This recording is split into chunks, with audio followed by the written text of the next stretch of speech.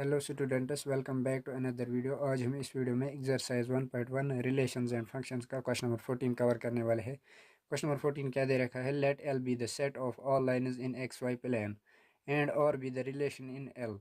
यहाँ पर जो है, यहाँ पर लेट एल जो है हमारे पास सेट दिया गया है सारी की सारी लाइन्स का, जो कि एक्स वाई प्लेन में लाई कर रही है, और रिलेशन जो है वो एल में है। यहाँ पर रिलेशन एल में दिया गया है और रिलेशन को इस तरीके से डिफाइन किया गया है, defined as R is equals to L1 comma L2, L1 और L2 line such that L1 is parallel to L2। L1 और L2 जो लाइन होंगी वो आपस में पैरेलल होंगी। इस तरीके से हमें रिलेशन दिया गया है।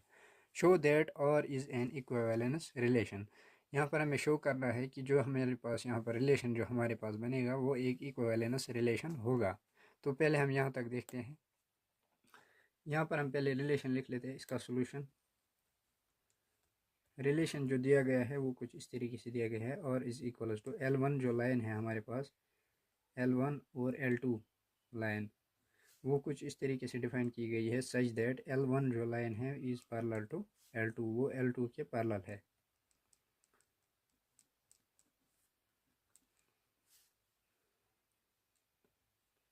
पैरेलल टू L2 ये हमारे पास रिलेशन दिया गया है। अब हम यहाँ पर देखते हैं हमारे पास रिलेशन क्या बनेगा, और इज इक्वल्स टू,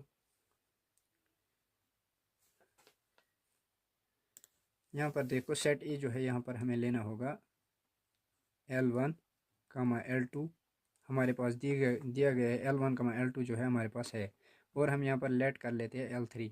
देखो यहाँ पर हमारे पास एक्स वाई प्लेन दिया गया है, क्वेश्चन ने बोला था एक्स वाई के प्लेन में सारी की सारी लाइनें आएंगी, और हमारे पास जो है L1 और L2 ले लेते हैं। मान लो ये हमारे पास L1 है, L1 लाइन, और ये मान लो L2 लाइन है, ये आपस में पैरेलल है, ये दे रखा है यहाँ पे।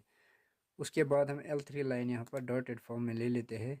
मान लो L3 लाइन ले ली, क्योंकि हमें ट्रांजिटिव भी प्रूव करना है। अब हम यहाँ पे रिलेशन बना लेते हैं। रिलेशन के लिए क्या बनेगा, इधर यहाँ पर हमारे पास L1 L2 L3, इसका आपस में रिलेशन होगा L1 L2 L3 के साथ, L1 L2 एंड L3 के साथ।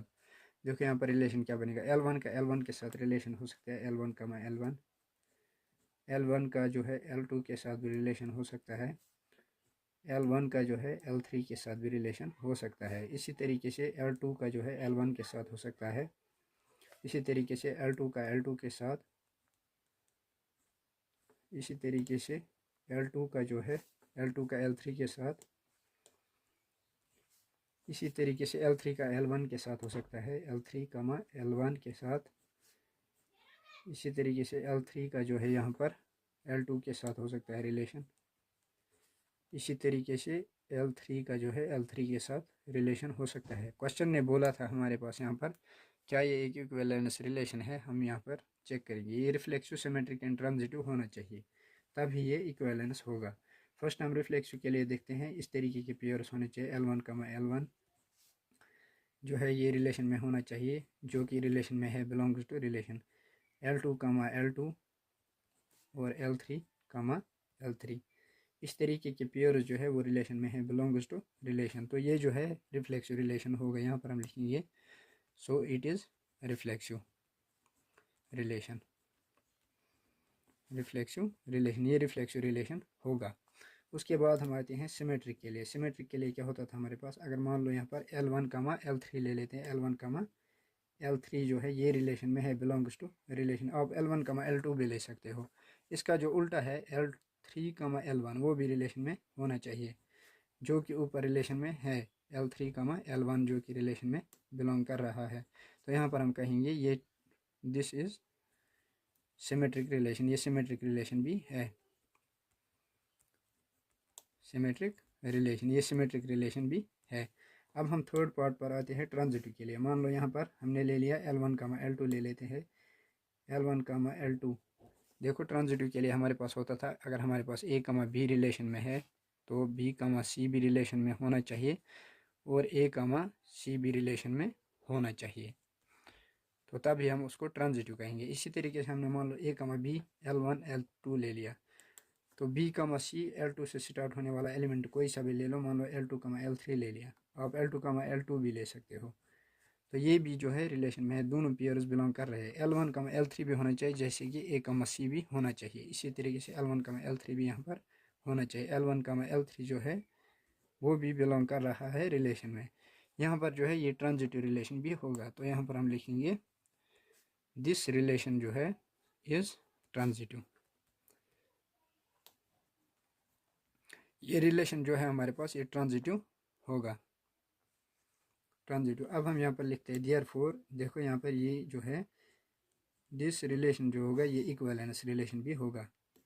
This is an equivalence relation. ये जो रिलेशन होगा ये इक्विवेलेंस रिलेशन होगा, क्यों? क्योंकि ये सिमेट्रिक, रिफ्लेक्सिव एंड ट्रांजिटिव है।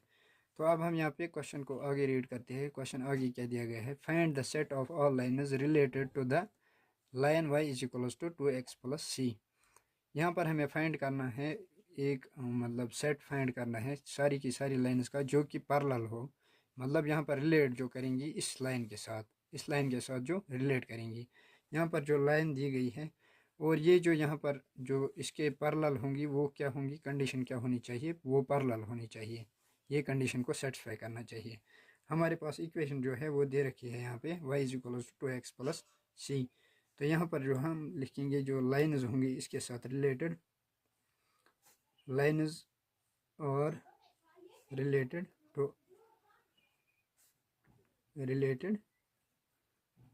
टू किसके साथ, इसी लाइन के साथ y is equal to 2x plus 4, इस लाइन के साथ जो रिलेट होंगी। देखो हम यहाँ पर इसको चेंज कर फॉर्म, इस फॉर्म में चेंज करते हैं। 2x प्लस ये कांस्टेंट दिया है c, और ये जो है c हमारा कांस्टेंट है, यहाँ पे कांस्टेंट है यहाँ पे।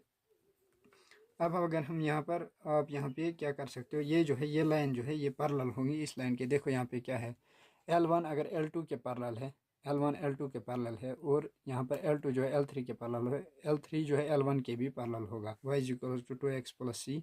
ये जो है हमारे पास L3 लाइन दे रखी है, ये जो इक्वेशन है ये L3 लाइन दे रखी है। तो यहाँ पे L3 जो लाइन है वो भी पैरेलल होगी इन लाइन्स के, तो यहाँ पर हम लिखेंगे और पैरेलल लाइन्स। और ये जो इक्वेशन हमने यहाँ पे बनाई इससे हमारे पास जितने भी लाइन्स बनेंगी वो पैरेलल लाइन्स बनेंगी, और वो जो लाइन्स होंगी वो सारी की सारी लाइन्स L1 एंड L2 के पैरेलल होंगी।